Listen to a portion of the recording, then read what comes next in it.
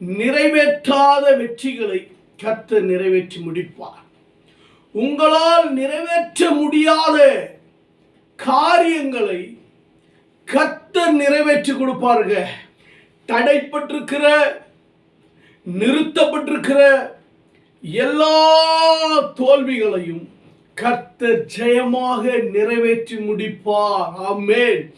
திருமண தடைகளை கர்த்தர் நீக்கி கர்த்தர் ஜெயமாக செய்து முடிப்பார்.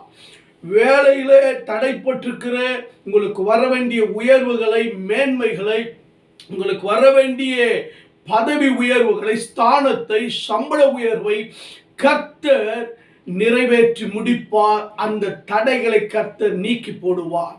உங்கள் பிசினஸ்ல இருக்கிற தடைகளை கர்த்தர் நீக்கி போட்டு நிறைவேற்ற முடியாத காரியங்களை எல்லாம் உங்கள் பிசினஸ்ல நிறைவேற்றி கர்த்தர் உங்களுக்கு ஜெயமாக உங்களை நடத்துவாருங்க.